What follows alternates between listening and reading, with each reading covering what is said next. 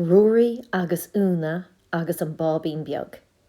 Scríofa ag Treasa na Ailpín, Maria Murray a bhaisí agus Léite ag múntóir Eileen Duffy. Sús na céimeann a linn anois, a 1, a 2, a 3. Is fada lum go bheici mé mami. Is fada lumsa go bheici mé mami agus an Báibín beag. A úna, a Ruairí, fannigí lum, níl cead a bheith ag rís an ospidéal. Có bhfuil mami, ní eice mí. Tá mami an mórda a dó, a Ruairí, is teach linn.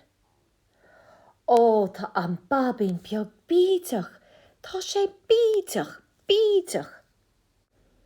A whammy, tá rud ag an agam féin agus ag únadeid. Nach bhfuil sé go hálan a whammy. Cuir mé na spotaí peinte sin le ma bhéir. Tá sé go hálan ar fad. Fág an sin in aice lom ar an ggófar é. Caithí mé é a haspáint don na banaltarí. Anois nach bhfuil dreithering glóta agaí, ach fágan muid ina chola go fólé. Cén fá a bhfuil a lámhín ina bhéal aige? Béidir go bhfuil ocras air. An úsáid muid é a bham. Fágan muid ina chola go fólé. Cá bhfuil na millseán, nar thug dad millseánduit a whammy. Thug go devan, ceannaí mission na seachládí sin do whammy. Ach rinhí mami linne iad. Nach rinhí a whammy? Rinhí mé libh cinnte iad, ach siagaí an seo an aicelam, tá leabhar deas agam díobh.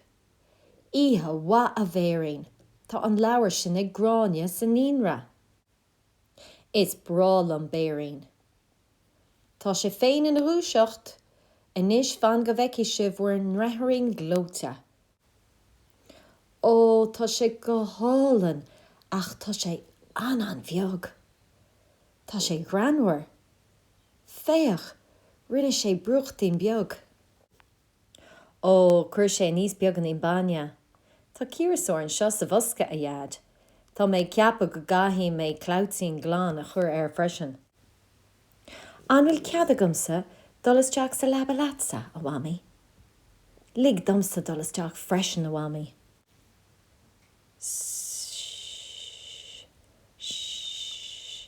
Éirí as an ish a rógra. Éirí as an gcuinechán. Béidir go bhfuil ocras air. No béidir go fiardam an cloutín ar afhrú ar dús.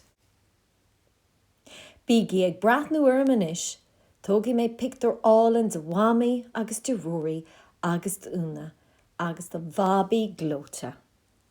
Agus sin deire an scéal. Slán go bhól.